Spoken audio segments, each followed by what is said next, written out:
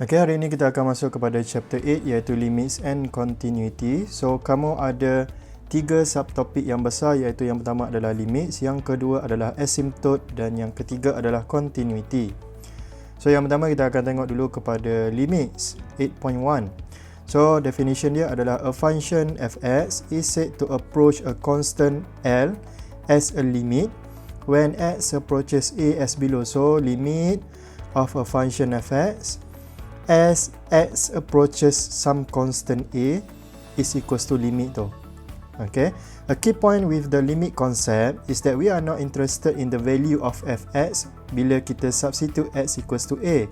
Tetapi kita interested in the behavior. Okay, in the behavior of function as x come closer and closer to a value of a. So maksud dia macam ni. Kita tengok example 1.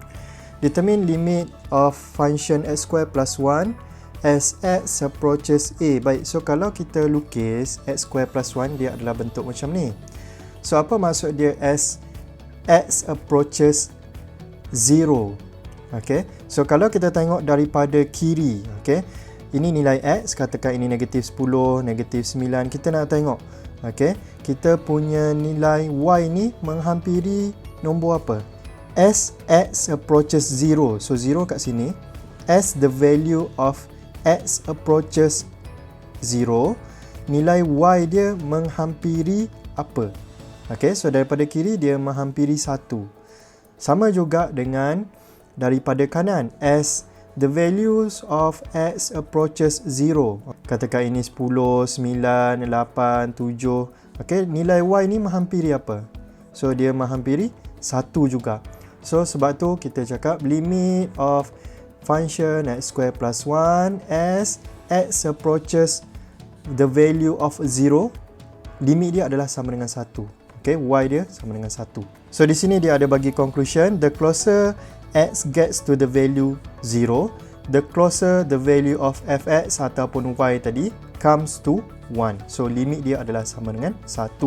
So limit ni adalah y values ataupun fx values. Okay, kita tengok kepada properties of limits dahulu. So properties yang pertama is limits of a constant, function constant as x approaches a adalah sama dengan constant itu sahaja. So katakan di sini limit of 5 as x approaches 3 is equals to 5. Properties yang kedua, limits of function x as x approaches a adalah sama dengan a. Okay, so ini adalah sama dengan 2. Ganti sahaja nilai x tadi ni dengan nombor 2. Itu dia punya properties. Nombor 3, limit x to the power of n as x approaches a adalah a to the power of n. Meaning that kita ganti sahaja x tu dengan a. So ini akan jadi apa? 4 kuasa 2. So ini adalah sama dengan 16. Okay, limit of a function kemudian dia darab dengan constant dekat depan adalah sama dengan kita keluarkan constant tu ke depan darab dengan limit fx.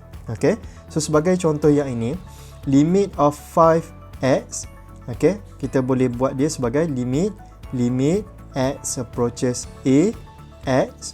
So ini adalah sama dengan limit, kemudian ini ganti dengan a, so ini adalah sama dengan 5a. Sama juga dengan yang ini, limit x as x approaches 4, ini simple saja, ganti saja, so kita akan dapat 4. Okay, properties yang kelima, limit of a function fx plus minus gx as x approaches a adalah sama dengan limit x approaches a fx plus minus limit x approaches a gx. Okay, so maksudnya kita boleh pecahkan dia kepada dua bahagian. So sebagai contoh, limit of function 3x square minus x as x approaches 4, kita boleh pecahkan dia kepada dua bahagian jadi macam ni, limit 3x square as x approaches 4 minus limit x as x approaches 4. So ini kita buat saja. Kamu boleh keluarkan 3 tu kalau kamu mahu, kalau tak mahu pun boleh juga. Okay, as x approaches 4 minus limit x approaches 4x. So ini kita akan dapat apa? 3, 4 kuasa 2 tolak 4. So ini adalah sama dengan 44.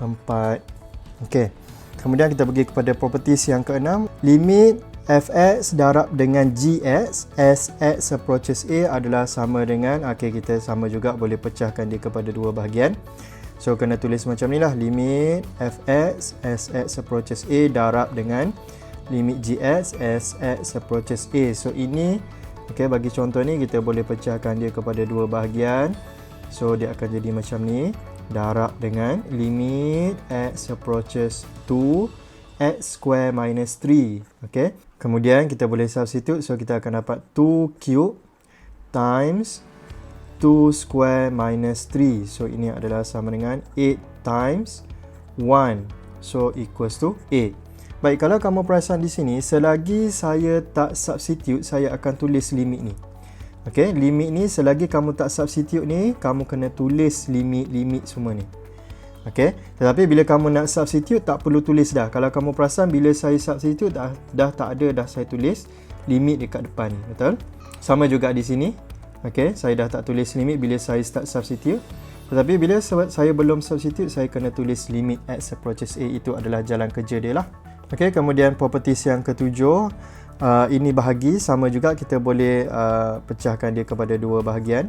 So yang ini, kalau kamu tengok limit x approaches 3 x square over x plus 1, pecahkan dia kepada atas dan bawah ni. So kita akan dapat, sebelum substitute kena tulis limit. Ini saya akan substitute, so saya tak perlu tulis lagi limit tu. So 3 square over 3 plus 1. Saya substitute, dah tak perlu tulis limit. So ini adalah 9 bagi 4. So inilah jawapan dia. So itu saja untuk video yang pertama. Kita akan pergi kepada example tu pada next video. Itu sahaja. Thank you guys.